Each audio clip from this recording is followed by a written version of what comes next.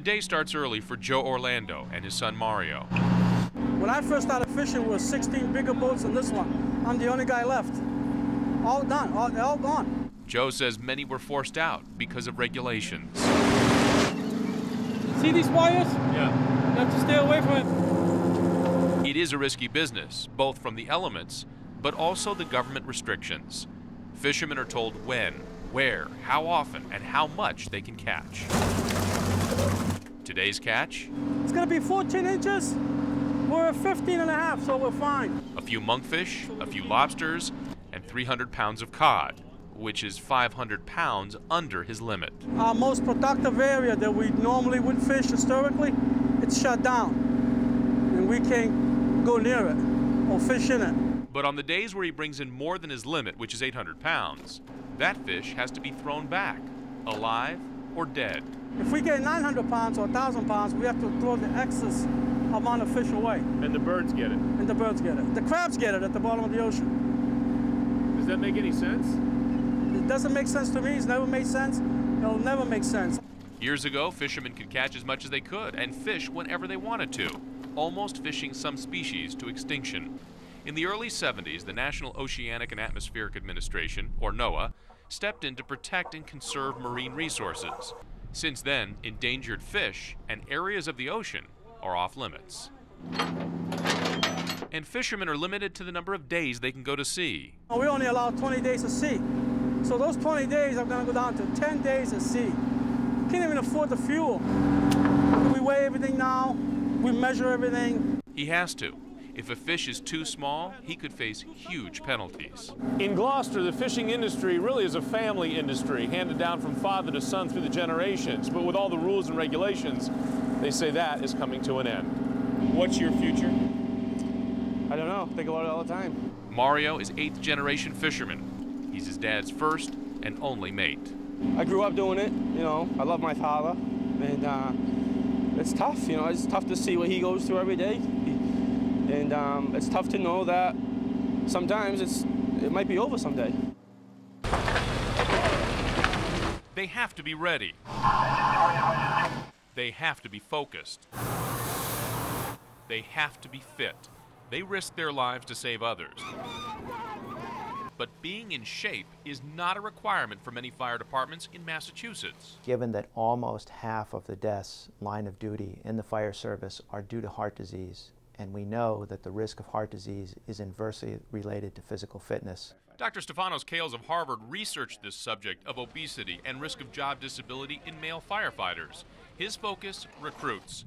And you would think they would be very fit, but he found over 75% of those recruits were either overweight or obese, with a full third being obese. This guy's gonna pump it in here. That's his job. You gotta get under it and drive it up. I find that they're a victim of society. They're coming in out of shape, unconditioned.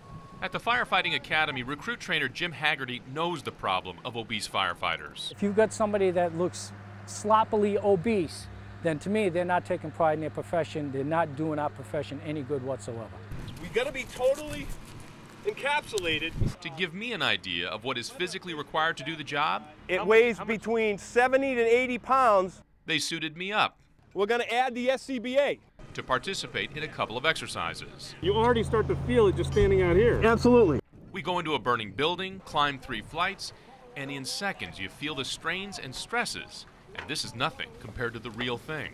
Like I tell the recruits here, they have a duty to their family to go home at the end of a shift. You know, not down with a heart attack and not, you know, any circumstances that can be prevented through physical fitness. Move forward.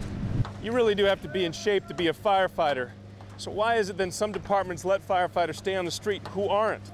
Some would argue they pose a danger to themselves and other firefighters. Statistics are sobering. 118 firefighters died last year in our country. 45 of them die as a result of cardiac. The state fire marshal may teach recruits to stay in shape, but soon these recruits will go to work for departments all across the state. Departments that require equipment to be maintained, but have no such requirement when it comes to the most important piece of equipment they have. They're firefighters. Jonathan Elias, WBZ News. She reached out for help, for protection, got a restraining order. In the end, it didn't work. Last month, 29-year-old Missy Charbonneau's husband shot and killed her and then turned the gun on himself. But not every cry for help takes a tragic turn.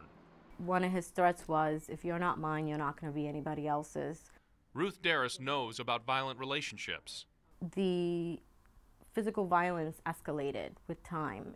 You know, first it was the slap, then it was the slap with the shoves, then came the punches, then came the black eyes. She's had a couple of violent boyfriends. In the most recent case, she reached out for help, got a restraining order, and was relieved to see it work. The moment the restraining order was served on him, never called me again, never came near me again. Restraining orders, as we have tragically seen, are not foolproof, but they are a tool for a victim's safety. And consider how many have been trying to get this kind of help. Last year, court records show that 34,960 petitions were filed for restraining orders in Massachusetts. That's roughly the equivalent of everyone living in Watertown. And the worrisome part for law enforcement, whose job it is to protect these people, is they're now having to learn how to do more with less. My biggest fear and concern in an economic downturn is that we don't have enough resources available to public safety and law enforcement to partner and help on the front end to avoid tragedy. But Middlesex District Attorney Jerry Leone has come up with a creative approach to deal with strained resources. He's partnered with private law firms. Lawyers on the private side, those who aren't in government, are giving their time free of charge to help victims before the back-end tragedy, before the crime has been committed. The lawyers have taken more than 30 cases to court so far, giving victims advice, guidance, and protection. And they have a 94% success rate. There you go, honey. As for Darris, she has finished law school and is committed to representing others who are where she used to be. It's important that when someone is in that type of position, that they, A, talk to someone and realize and understand that they're not alone in this issue. Jonathan Elias, WBZ News.